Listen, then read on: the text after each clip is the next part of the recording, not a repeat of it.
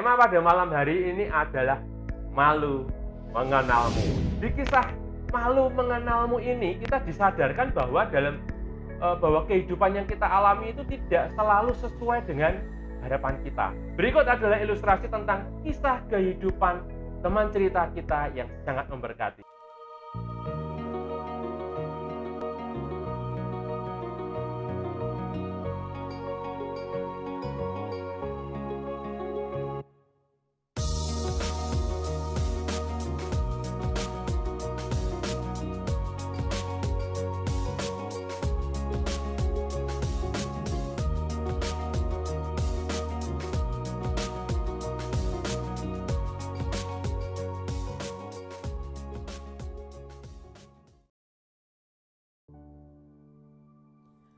Hemodialisis, atau orang awam mengenalnya dengan nama cuci darah, adalah kegiatan rutin yang harus aku lakukan 2 kali seminggu sepanjang sisa hidupku. Namaku Marcelina Kristiani. Orang-orang biasa memanggilku Sally. Aku ingat persis suatu malam di tahun 2014. Saat pertama kali aku berkenalan dengan mesin hemodialisis.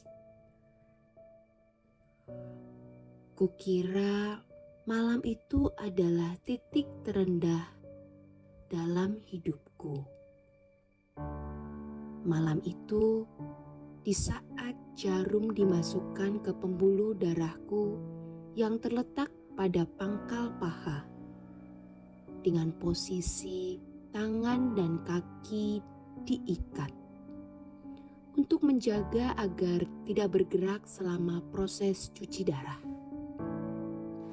Rasa takut, cemas, dan sakit cukup untuk membuat aku meneteskan air mata. Ternyata yang menghiasi hidupku setelah malam itu lebih menyakitkan dan lebih berat untuk kuhadapi. Dalam benakku, aku berpikir bahwa hidupku sudah tidak lama lagi. Sekilas terbayang wajah mama temanku yang sedang cuci darah dan kemudian tidak lama lagi meninggal. Ditambah beberapa temanku mengatakan bahwa harapan hidupku hanya tinggal 10%.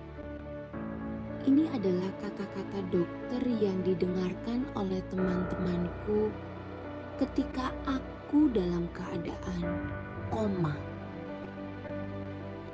Di samping kenyataan bahwa Romo telah memberikanku sakramen minyak suci. Rasa penolakan dengan keadaan ini mulai muncul. Aku tidak nyaman. Aku mulai cepat marah. Aku tidak mau makan. Hidupku susah. Buat apa aku ke gereja? Seringkali aku protes sama Tuhan. Kenapa Tuhan? Kenapa harus Sally?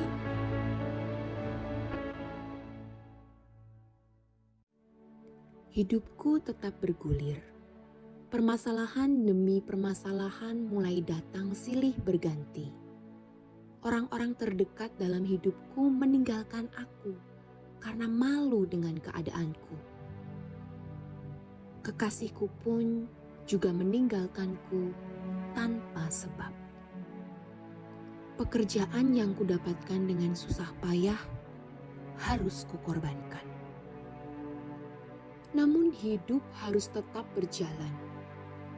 Keadaan memaksaku harus pindah ke Semarang. Di kota ini, aku tidak mengenal siapapun. Aku tidak punya komunitas di mana aku harus cuci darah nanti. Aku benar-benar merasa sendiri, seakan semua orang meninggalkanku. Aku bingung dan hancur. Tuhan, aku capek. Baru saja aku temukan komunitasku di SEP OMK Semarang.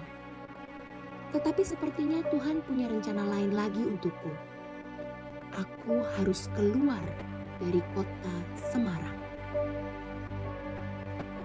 Tuhan baik. Teman mama tiba-tiba mengajakku ke Jakarta untuk membiayai cuci darahku serta rencana transplantasi ginjal. Seolah ini jawaban semua doaku dan hatiku bersuka cita karena aku memulai petualangan hidupku yang baru. Tiba di Jakarta, semua janji hanyalah janji.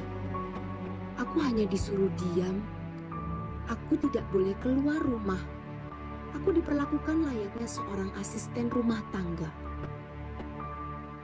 Hingga aku jatuh sakit kembali.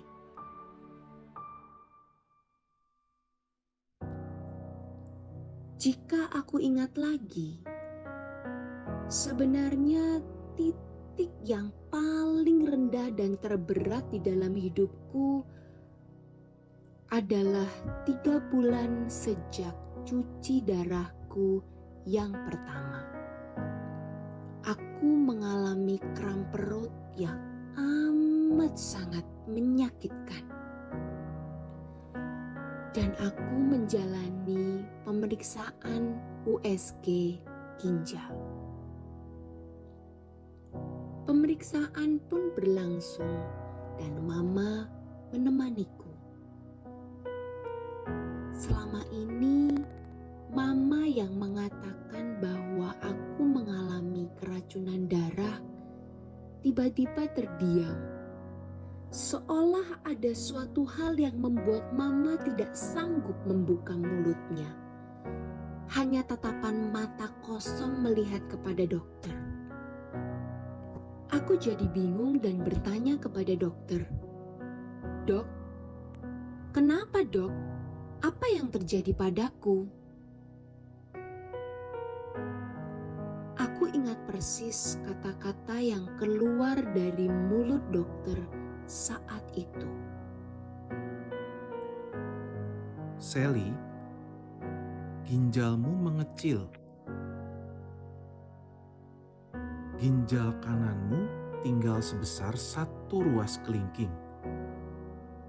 Dan ginjal kirimu hampir tidak terlihat. Itu sebabnya kamu mengalami kram yang sangat menyakitkan dan harus cuci darah seumur hidupmu.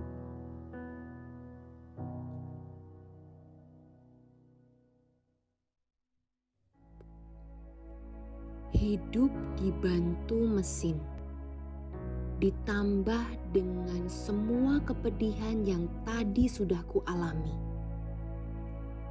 Lengkap sudah penderitaanku.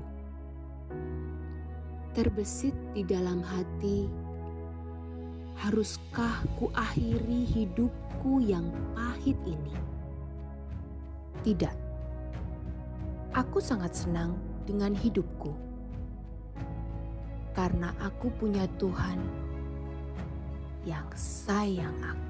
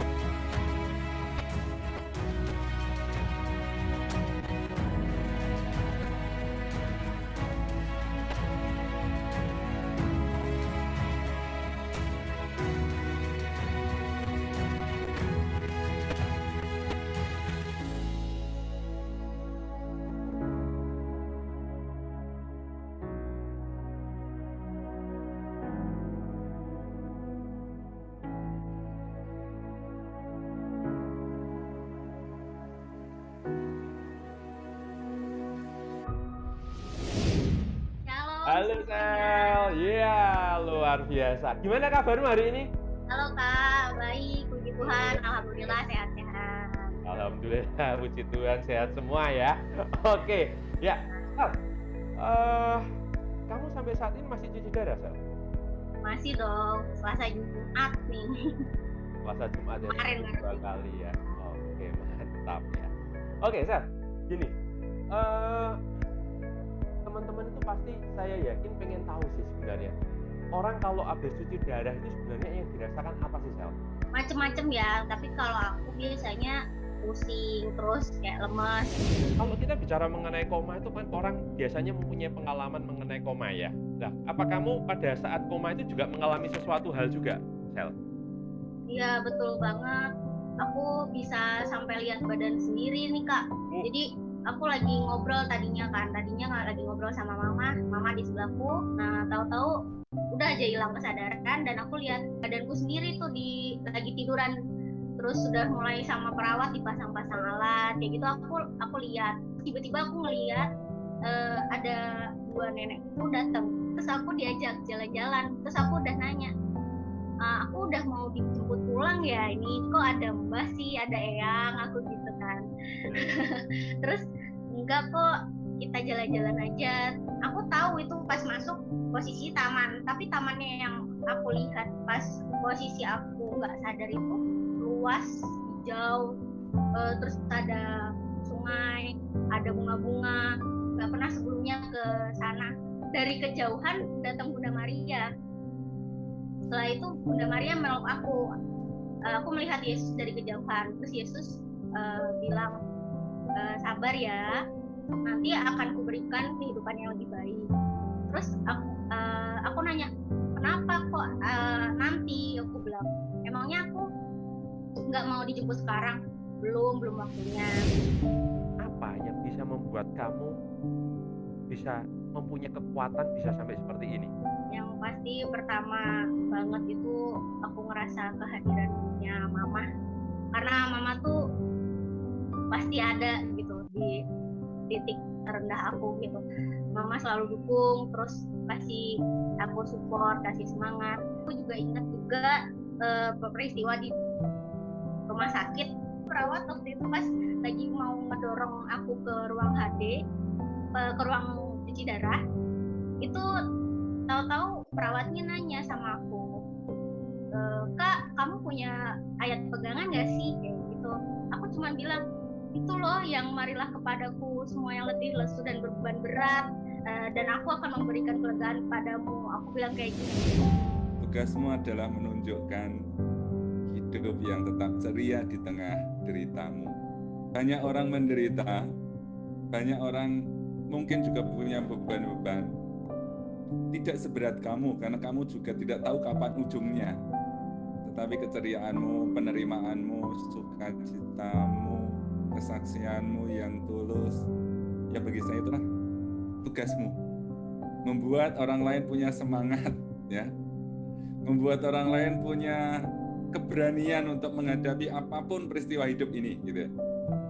Jadi terima kasih untuk itu.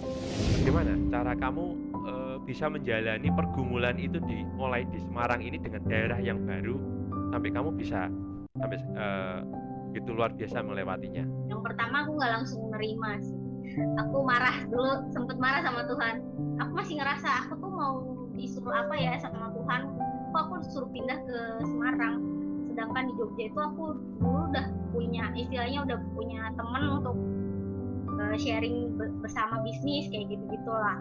Tapi terus kayak mencari tahu kan, sebenarnya Tuhan pengen apa gitu. Tuhan tuh mau apa aku di Semarang? Tuhan tuh mau berkenan apa aku di Semarang? Gak ada teman, gak punya kenalan sama sekali gitu, gak tahu daerah gitu kan. Udah dapat 1 bulan berjalan pun masih bertanya-tanya kenapa sih Tuhan mau aku di sini. Tapi setelah ikutin ada ternyata untuk sharing iman, terus ada salah satu temanku juga bilang karya Tuhan itu bekerja di dalam hidupmu, Sel.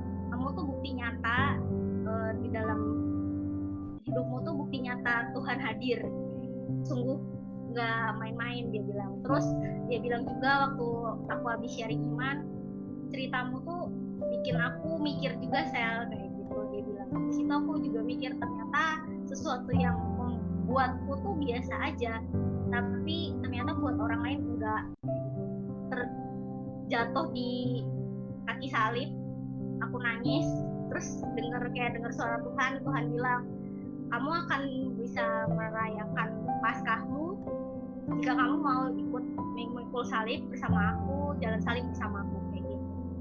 Itu yang sampai aku ingat sampai sekarang. Jadi di Semarang aku udah seneng tuh, udah dapet komunitas kan, udah dapet temen yang seiman, terus aku udah mulai aktif ikut bina iman apa segala macam. Nggak taunya Tuhan nyuruh aku pindah.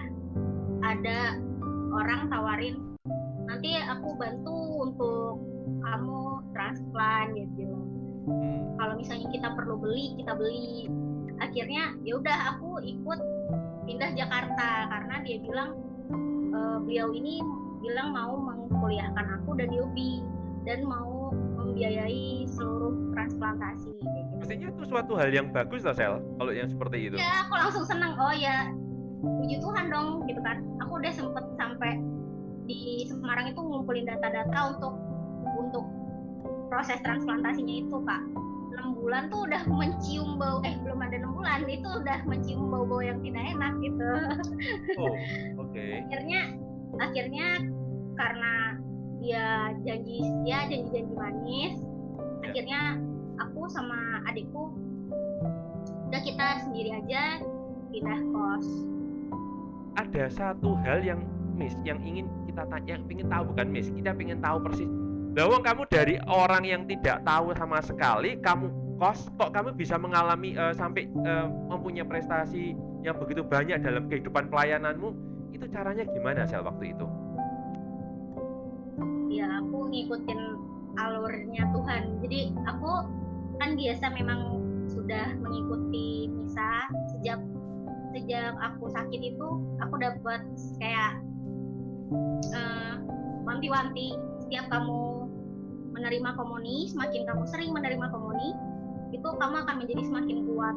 Nah setelah itu kan aku berusaha sekuat mungkin untuk menyangkal malesku untuk ekaristi kan Kak. Nah akhirnya aku cari gereja, cuman kadang suka susah kan kalau di Jakarta. Aku cari gereja yang bisa misa sore dong Tuhan, kalau bisa gitu kan. Nggak taunya dapet tuh gereja sore di Santa Teresia. Saya kemarin itu juga lihat di IG story-mu Sel, dan itu saya pengen share juga di sini ke teman-teman peserta. Begitu banyak kegiatan yang itu fun sekali, dan itu menunjukkan keceriaanmu yang luar biasa di balik problem kesehatanmu yang sampai seperti itu, tetapi kamu bisa menunjukkan keceriaan yang luar biasa. Oke, oleh karena itu saya minta tolong multimedia untuk ditayangkan IG story dari Sally. Silakan.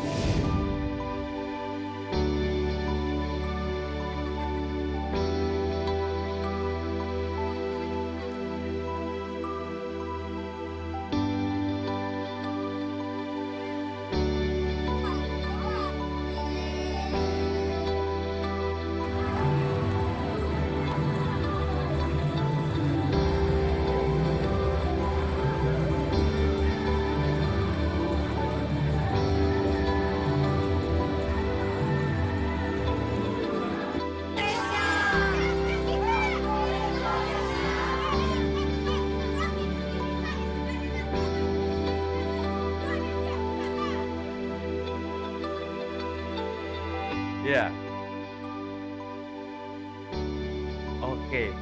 Itu tadi kegiatan dari Sally yang bisa memberkati begitu banyak orang, mulai dari anak kecil sampai di gereja, memberkati orang banyak sampai suster-suster juga.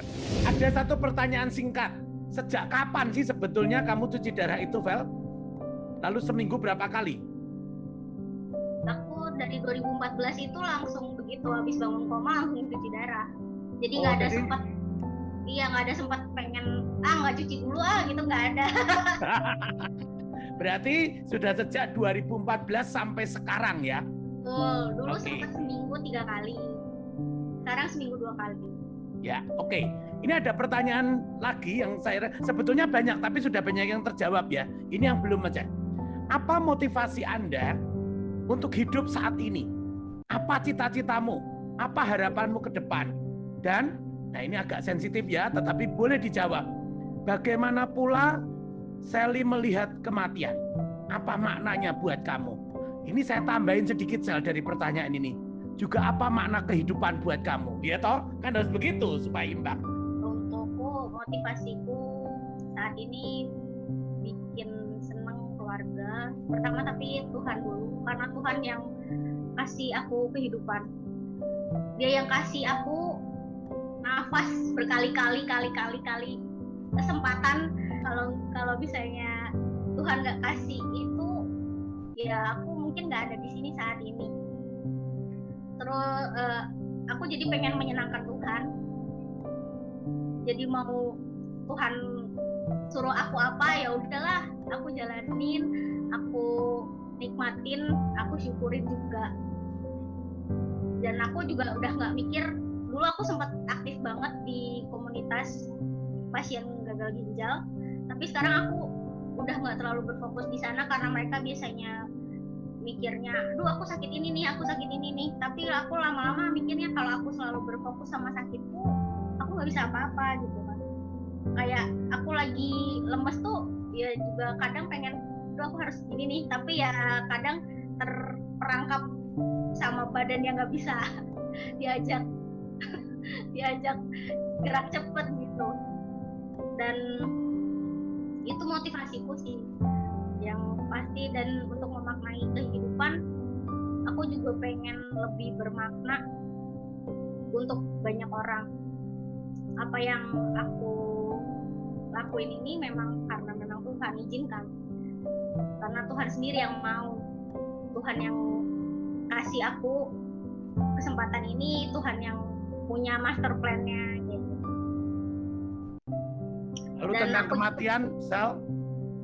Kematian itu kalau aku mati ya puji Tuhan, alhamdulillah, berarti tugasku udah selesai.